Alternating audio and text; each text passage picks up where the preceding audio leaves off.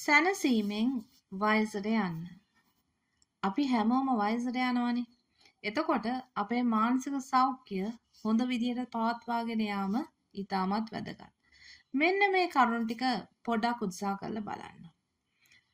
එකක් තමයි මගේ පාලනය සහ මගේ පාලනයෙන් පිට කියන මායිම පැහැදිලි කරගන්න. සමහරක් දේවල් තියෙනවා අපි ඒව ගැන හරියට වද වෙනවා. හැබැයි එහෙම වද වුණාට වැඩක් නැහැ. මොකද ඒක මගේ පාලනයෙන් පිට.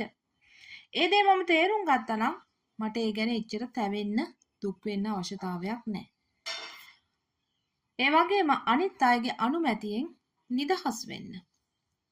කවුරු හරි කෙනෙක් මට මෙහෙම කිව්වා මගේ මේ දෙයට.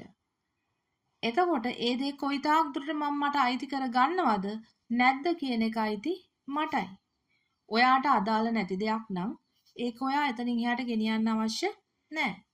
උදාහරණයක් විදිහට ඔයා ප්‍රසන්ටේෂන් එකක් හදනවා. ඒක ඔෆිස් එකේ අයට පෙන්නනවා. එතකොට ඔයාගේ සීනියර් කෙනෙක් ඇවිල්ලා දැන් කියනවා මේක හරි නෑ. එතකොට ඔයාට හිතන්න පුළුවන් හරි මේක යාගේ කමෙන්ට් එක.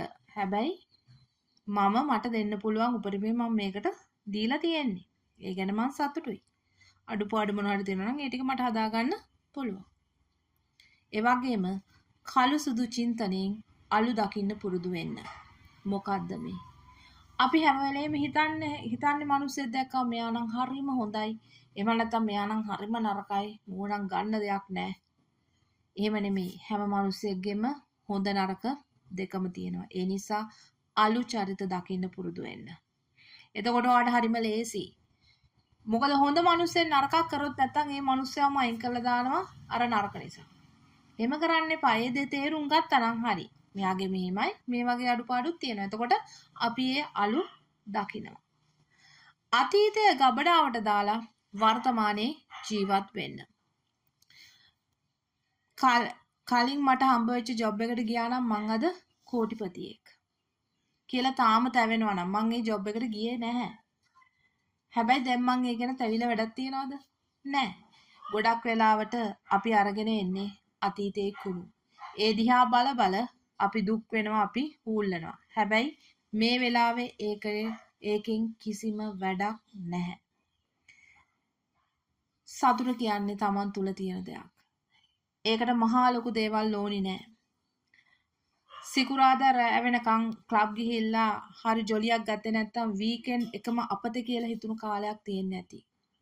හැබැයි පස්සේ දැන් මේ වෙද්දී සෙනසුරාදා උදේ නැගිටලා ගේ අස් කරලා ගහකට වතුර දාලා පොතක් කියවලා ඒ ඉද්දි දැනෙන සනීපය ඒකෙනුත් මට සතුටක් දැනෙනවා. ඒ නිසා ජීවිතේ ලොකු දේවල් පස්සේ දුවන්නේ නැතුව පොඩි දේවල් විඳින්න පුළුවන් වුණාම ජීවිතේ බර හරි අඩුයි. නැහැ කියන්න ඒ වගේම අතාරින්න බය වෙන්න එපා. ගොඩක් වෙලාවට අපි බය වෙනවා එයාට බෑ කිව්වොත් මේ දේ මම රිජෙක්ට් කරොත් එයා මාවත් රිජෙක්ට් කරයි.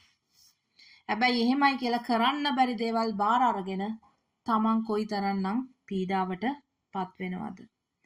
ඒ නිසා ඔයා කල්පනා කරලා බලන්න ඔයාගේ මානසික සෞඛ්‍යය රැක ගන්න අනිත් අයට බෑ නෑ කියන්න බය වෙන්න එපා. පරිණත වෙද්දී සැහැල්ලු වෙනවා කියන්නේ ජීවිතේ ලේසි නිසා නෙවෙයි. අපේ මානසික මාංශපේශී හයි වෙන නිසායි. මොන බරක් ආවත් මේකත් ඉවර වෙලා යනවා. මට මේක දරා ගන්න පුළුවන් කියන විශ්වාසය හිත ඇතුලේ හැදෙනවා. අන්න ඒක තමයි වඩා වැදගත් වෙන්නේ. මෙන්න මේ ටික පොඩ්ඩක් උත්සාහ කරලා බලන්න. ජීවිතේ ලස්සනයි. ඉතින් hina වෙලා ඉන්න. මම නිශානී නානයක්කාර.